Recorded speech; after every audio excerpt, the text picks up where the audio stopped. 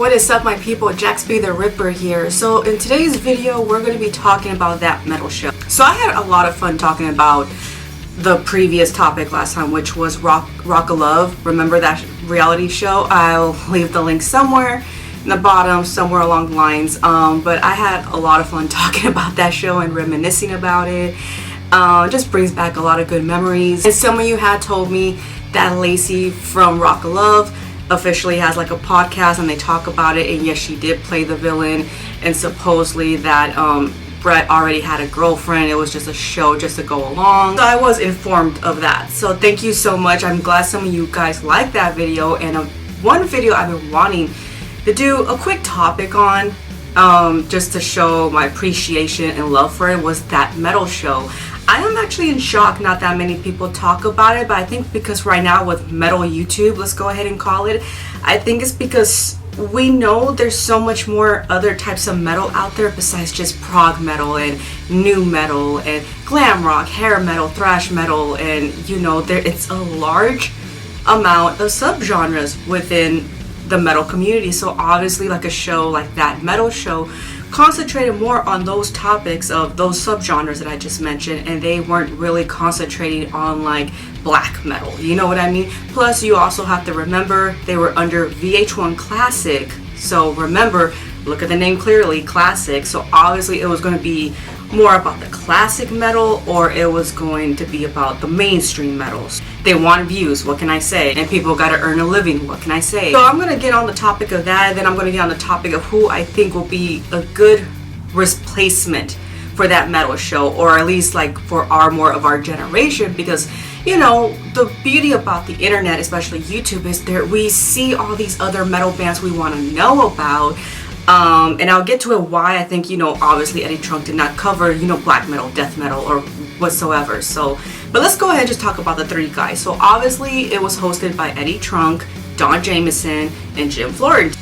Don Jamieson and Jim Florentine, sorry, I believe they were comedians, and I don't know the background story, how they all three of them came about.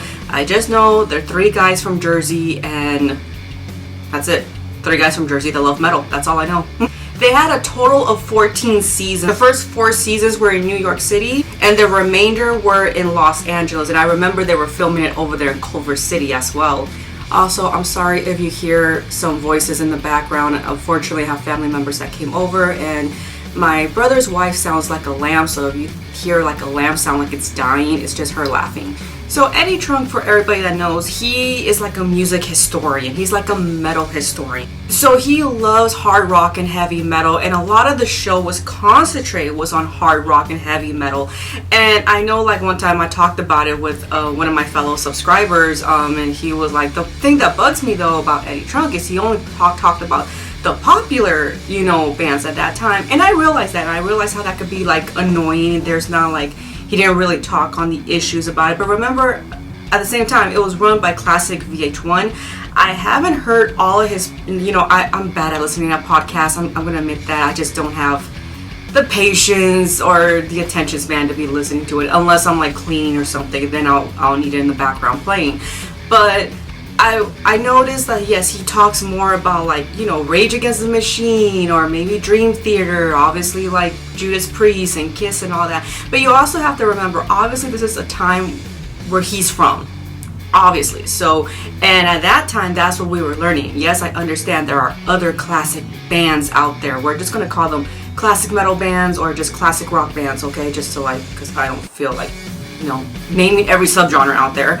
So I thought he did a great job, because especially because I was 19 or 20 years old when this show came out. So there was a lot of bands I did not realize, and there's a lot of history I didn't realize it. So obviously with the show, at first it started off with only 30 minutes. Remember, it only started off with 30 minutes when they were in New York, the first 4 seasons. When they came to Los Angeles, they got like a whole hour. And then they had all these other topics that they wanted to conclude in it. So, and I understand that, you know, these are his favorite bands, obviously, but what I loved about it too, even though a lot of these bands were his favorite, he wasn't scared to call them out, so I'll get to that in a minute. And as much as there's a lot of good classic rock and classic metal bands out there, he just didn't, you know, they obviously, the way I'm guessing things work is like they have to pinpoint who's going to be important, who's going to bring us in the money, maybe even like who has like what is the close relationship they have with these people, and obviously have them on the show, because I don't think any of the rock stars got paid to be on the show. You know, I'm pretty sure VH1 was not paying them that much. Everyone thinks just because you're on TV you're going to get paid $1 million. Like, no, that's not how it works, honey. It was just so nice to see somebody else who loved UFO, because at that time I remember, if you guys have seen my 31 bands in like 31 years from last year for my birthday that I did, I talked about UFO, and you know, and it was great to see him like mention them, because I didn't know anybody else that would talk about it, and we only had like classic rock stations, but they never really concentrated, like at least here in the Los Angeles area, they never had like all these classic rock stars or anything come on and talk about the band or anything, so I would never hear that. But I am not familiar with his FX, is it XFM? Yeah, XFM show.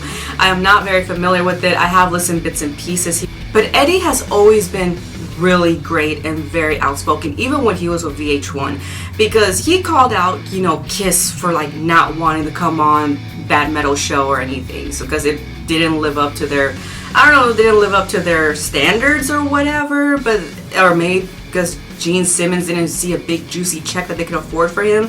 But you know, so that was stupid. And I'm not talking about like Ace. I know he had Ace Frehley on there, I know he had Peter Criss on there, but they're not members of Kiss anymore. I'm talking about like the now members. So obviously Gene Simmons and Paul Stanley were not going to be on there for whatever reason.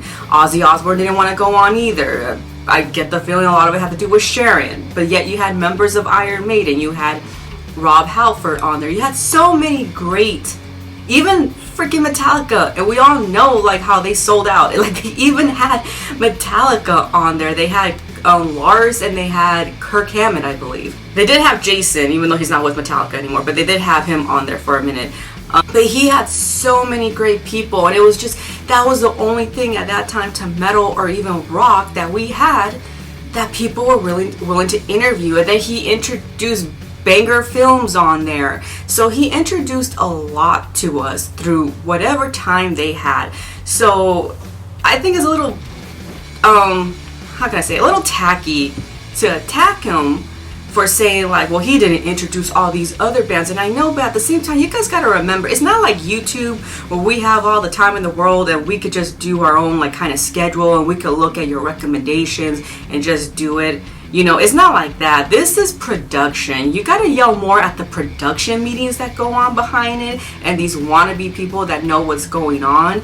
And like I said, I don't know what all the stuff he talks about on his FX. Why can I not say it correctly? On his podcast or his own radio station.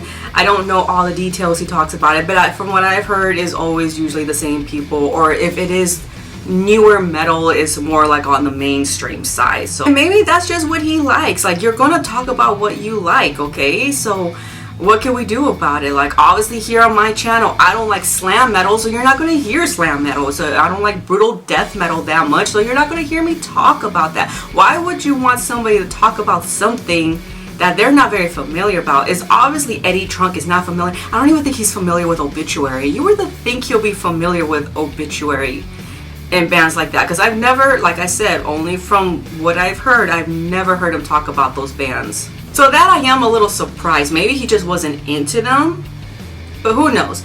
But I just know with that show, I had a lot of fun watching it. From like, I loved how they had like Miss Box of Junk, and then it was like basically where they had, I think her name was Jennifer. Yeah, her name was Jennifer. And then I remember the audience would try to stump Eddie, because we all know that Eddie's a historian, a music historian. And if he got something wrong, then you just pick something out of the box, you know, a gift or whatever. Some people actually won like, what was it, Xbox or whatever, because they will get the, I remember at that time it was the Rock Band game that was really popular. So I remember they gave away good presents sometimes. They had a segment called Where Are They Now? They'll get a letter or an email from somebody and they'll ask, where's this musician? And obviously Eddie will know because he's the historian.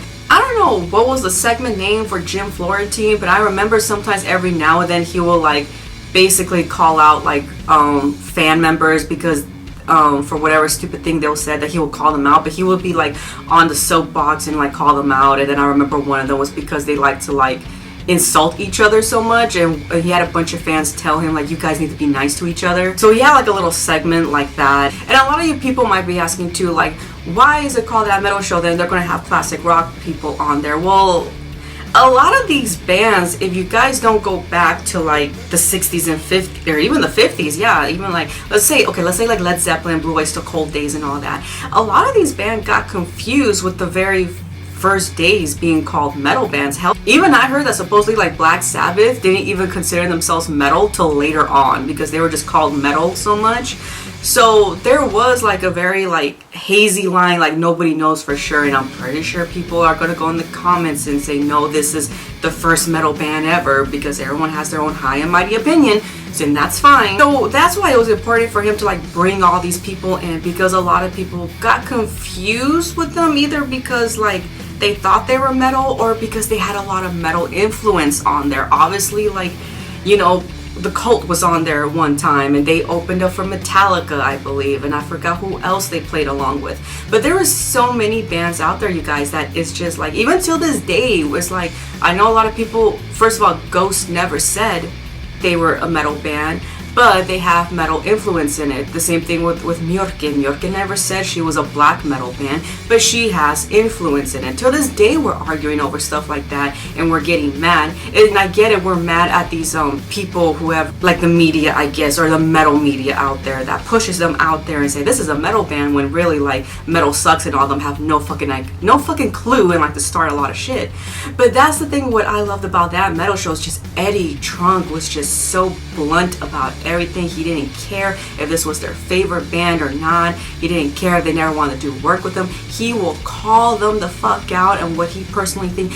And I remember too, like how he had to be the one to say that the Rock and Roll Hall of Fame is a joke, that they don't even acknowledge metal bands, that they don't even want to, and at least the Grammys is like they're the grandparents that try, but they still don't have a clue what metal is.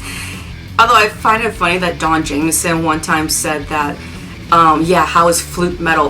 You obviously haven't heard of folk metal or anything power metal, dude, and you should get on it. So, but I understand with Jethro Tull, like, don't get me wrong, I understand with that whole bullshit situation. So I understand like why some people like probably didn't really care for the show, because like they're like, well, there's none of this. But you gotta remember, first of all, I don't think I want Eddie Trunk or any of them to talk about black metal or death metal, because they don't look like they'll have a clue, and they'll look like they'll be lost. And I don't know, like I just feel like that it's fine to be in your own corner sometime. Like, it's fine to be in your own corner. You don't have to reach out everywhere, especially if you feel uncomfortable. It's fine. Sometimes we just need to remember the classics. I bet you a lot of you guys right now, especially my generation and younger, you guys probably are forgetting a lot of the classic stuff. Maybe, and I understand, because we get so overwhelmed with so many other bands out there, and I get it, there's all these new bands we need to search for, and it's great that they're getting the love for it. It's just, I feel that there's certain people that just belong in their own little lane, and that's fine. I'm not saying we can't reach into the next one, especially if we get more interested in it. It's just there's some people that specialize in their little corner. So how you could watch That Metal Show, really, if you could go on classic VH1 and do your whole internet provider thing, or like cable provider thing, I believe that's how you could watch all 14 seasons. And also, who will be the next That Metal Show? Really, I feel like if they go the YouTube way, I feel like they could conquer YouTube, really, to tell you the truth. Although I really wish Eddie Trunk would change Don Jamieson for Jose Mangin. I believe that's how you'll say his last name. I don't know. To tell you the truth, on that show, I did not care for Don Jamieson whatsoever. So I was like, hopefully, like, they'll like exchange him for somebody else, but I highly doubt it. Oh, I used to love it when they will like have like a battle between this and that, like, you know, between albums, like, oh, was the Rust in Peace album better, or Peace Selva, who's buying, or, you know, who was a better band? Like, I don't know, they had like little topics like that. I used to love it when they'll have like a whole minute, I think, to argue about what would be better. But yeah, I think they could do a whole YouTube platform, to tell you the truth, that just go on with themselves, or unless they're like tied to VH1 Classic and they sign some contract where they can't go somewhere else, I don't know, or maybe just Eddie Trunk likes doing his show, his radio show, I mean. But also, like, I think we have some people on here that are doing a good job. Like, for example, I have mentioned them in the past. They are AP Reacts. The guy Pedro, from AP Reacts has interviewed lots and lots of rock stars. So if you guys are tired of seeing the traditional ones, then you need to go on his channel, because he does a lot from like melodic metal, folk metal, power metal. You know, he interviews these people. I think he even interviewed the lead singer to Beast in Black, and so he does have a lot of that content in his channel. So really, if that's what you guys want, go to his. I don't remember him interviewing black metal musicians, but I feel like they're really hard to get a hold of regardless. Like, I feel like something like that is gonna do more better by a person who runs it in Europe, like even whether it be England or Norway. Like, I feel like that's where it's going to rise more, like if they were to have their own show for that, especially through the YouTube channels. I don't feel like, because like here is not enough, the bands is hard enough for them to come to America, but if we want to see like more interviews and stuff like that, I think it'll be, I feel like the European mindset is like they're more entwined with each other, they understand each other more. That's what I'm trying to say. So I don't know how like the American side, even whether it comes to Canada or Mexico or the whole North American area, I don't know how well they'll do with that. But really, like, you guys should watch AP Reacts if you guys want to see more of that whole side of metal, that whole different side of metal where it's not traditional, where it's not classic. So I really feel like he could do the whole Eddie Trunk, the next generation of like Eddie Trunks at that metal show. And plus he knows how to keep up with the times more, because for some reason people love reaction videos. I don't know. And a lot of people aren't into album review videos, and he does a phenomenal job on them. I love watching his stuff. Now that Cover Kill Nation's not around, I think we have him to look at for, you know, Pedro we have to look for all that kind of information. So if you want that metal show, I suggest you guys go to him. Anyways, I talked long enough about this show. I rambled on. I loved it. I highly doubt if the people from that metal show, well, I'm pretty sure Don Jameson's not gonna like me after what I just said. That's fine. But thank you, you three goofballs from Jersey, which really I think you guys are the only thing from Jersey I enjoyed watching. I did not enjoy Real Housewives or Jersey Shore, that's for sure. Thank you so much for entertaining me. Thank you so much for educating me on a lot of the, you know, classic rock side and the classic metal side. Thank you so much. I don't have it open yet, but here, cheers to you guys. And that is it, my people. Thank you so much for watching. Y'all take care of your vaginas and have a bonerific day.